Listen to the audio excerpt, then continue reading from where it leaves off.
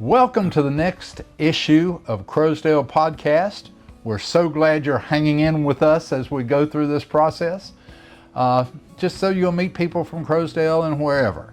And today we have someone I did not know, but he told me this morning he's been living here almost 20 years. That's right.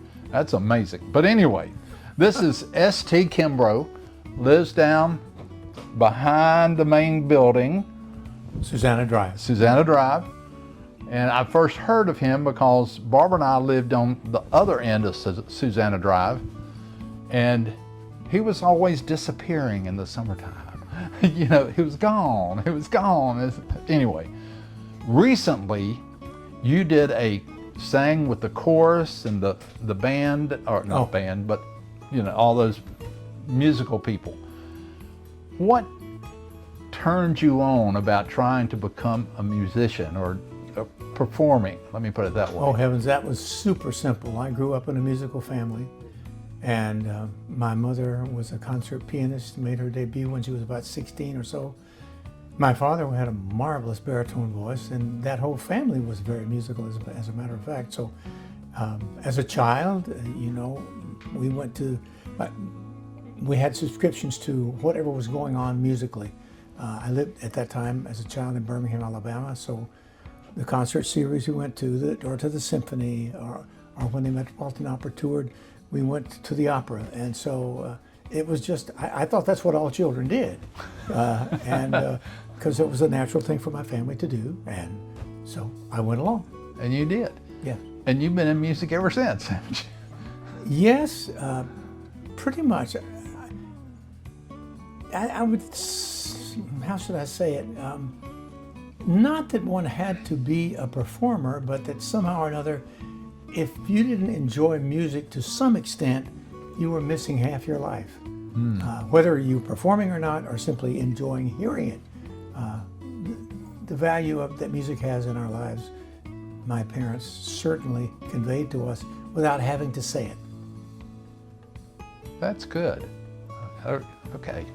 So, now, have you retired from the music world, or are you still involved in it? Well, that depends on what you mean by being involved. Of course, I moved with my family in 1970 to Germany and sang opera there for a number of years.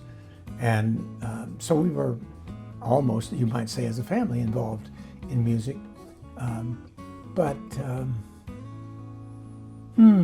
I also, that wasn't my only interest or only profession, because earlier I had done a PhD at Princeton in Semitic languages and ancient Near Eastern history.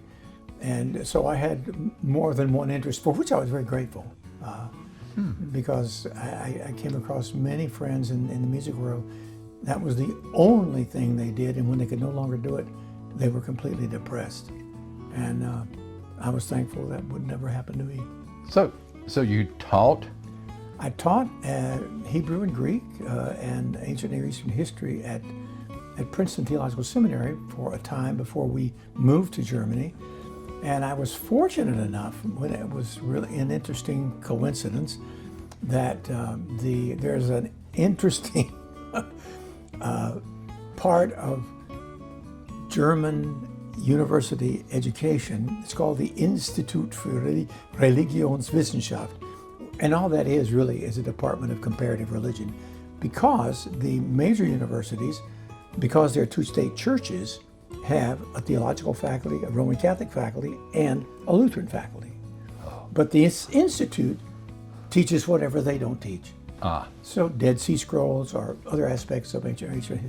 So you taught in Europe during that time? I taught in Europe at that time. And one really interesting time was I had an opportunity to teach in Zagreb, which was then Yugoslavia.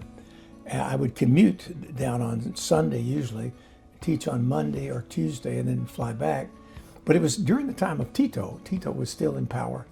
And it was a strange and unusual but very interesting time to be there. Although one time I got called to, I was doing a production of Don Carlo in Bonn, Germany, and they were doing Don Carlo in Zagreb.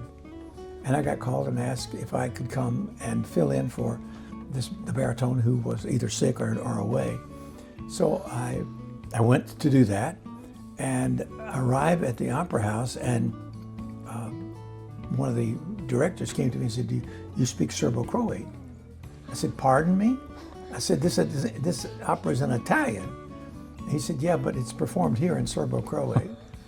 I was the only one singing Italian, and everybody else is singing Serbo-Croat. Way to go. Anyway. So you didn't go back and make sure you could speak that language the next time? No. But anyway. Okay, so when did you stop going, or have you stopped going to Europe? No, I still have an apartment in Bonn since we went there in 1970. It's not the same apartment by any means. My wife said one time that if you stayed there too long, it was so small, you would start to think small thoughts. But no, I still have the apartment. Matter of fact, this July, I'll go back for a brief period of time. And sing? No, I won't sing. I have been doing a series of video or short films with a producer friend of mine with whom I did a lot of television with the ZDF network in Germany. He contacted me about 3 years ago and said, "Don't I recall you recorded the songs of a lot of expatriate German, Austrian, Jewish composers?" I said, "Yes, I did." And he said, "I'd like to do a short film of one of those guys and just see how it works." And we did one. We've now done 10. And Alexander Zemlinsky, Eric Korngold, Kurt Weill. When we just finished is Kurt Weill, who became quite famous on Broadway. Korngold became very famous in Hollywood. And each of the films is about 20 minutes and has 3 songs in it that I had recorded earlier. And so while I haven't had to worry about whether my voice would hold up or not, because everything is done with playback or lip sync. So, but I just got the finished product of the Kurt Weill one, and so anyway, we finished them all, but they're not all edited yet. Okay, and so you're going to go back and finish editing, or No, I think I'm just waiting. I think we've done all we need to do in terms of filming. They just really just have to finish the editing there, and which I'm only involved when the producer sends me, for example, everything has my narration's in German, but we have English subtitles, and so this last one had some interesting mistakes in the English, and I kept correcting and sending back and correcting and sending back, and then I keep finding something else. Well, anyway, we'll get there. I think we're there now. Okay, good. Okay, so you're here now. You'll be gone for the latter part of the summer. I won't be there all summer, but I'll be there 2 or 3 weeks. Okay. Well, you're going in July. That means you're going to miss all the hot weather here. Well, it can be hot there too. But. Okay. Now, you mentioned your family was involved in music as growing up. Did you have brothers or sisters, or were you the only child? No, I had 2 sisters. Okay. Both of whom are excellent pianists, and one is a superb composer as well. And way to go. So one lives in Oregon, one lives in Alabama. All across the country. Good. And I had 4 sons, but one of them, who is living just 3 or 4 blocks away over here, teaches at the Divinity School in Anglican Studies, and he is a very fine pianist also. So I've always had a pianist hanging around that I could... That you could use, right? Right. I don't ever play in public. Oh, maybe we need to have a concert with you one time. No. But anyway, and you grew up in Alabama? I grew up in Alabama, except during the war, Second World War. We moved to Nebraska. My father was a chaplain in the Army Air Corps. Okay. So. Well, the thing that gets me is you somehow gotten rid of that Southern twang. You know, that's because of Nebraska. Because I went to 1st grade there, And I remember our teacher giving us training in phonetics. And of course, you're at that age, 6 years of age, you're repeating what people say and think that's what's correct, right? Yeah. Well, what I learned something quite different when we moved back to Alabama, because I was laughed at in school because they would say school, and I would say school. They would say oil, and I'd say oil. And I didn't understand what was wrong and why I was being laughed at. It took me a while to understand that just that bit of 2 years in school in Nebraska, but foundational, learning the phonetics and how to speak words correctly, that was so different. But anyway, I finally got along okay. Very good. And made you a world-renowned singer. Well, I've been fortunate.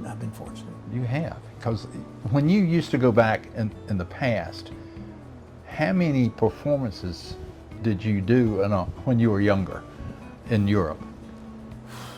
Well, I remember my first season at the Opera House in Bonn. I sang 33 performances of just one opera, Così fan tutte, and in the middle range opera houses, you'll do maybe 5 operas a year, and you're in all 5, right? And but then after I had done 6 or 7 years of that, I started getting requests all over the place, and from Rio de Janeiro to England and so on. And so that was then very different, because as a guest, you're going someplace and performing 1 or 2 pieces. For example, in Rio de Janeiro at the Teatro Liceo, I remember I did Così fan tutte also, probably the most ambiguous story one ever heard. And then we did Beethoven's Ninth, and then we did Don Giovanni. And that was just kind of in one package. So, and then when you're guesting, you can go a month and do nothing. That's just the way that works. You go where the work is. That's what a lot of people say. You go where the work is. I love it. Yeah. Okay. Well, ST, we appreciate you coming by. I know we've probably only done about 10 or 15 minutes, and I know we could probably stay here 2 hours and talk about stuff. Well, but we hope to see you again in Facet at some point. Well, don't worry about that. No? Oh, come on. Would love to hear you. You're kind. You're very kind. But anyway, thanks for coming by. My and pleasure. Giving us some insight on where all you've been in the world and how you got there. I've just been very fortunate, that's all. And thanks to all of you for watching to see our master singer here in Crowsdale. So thank you for tuning in.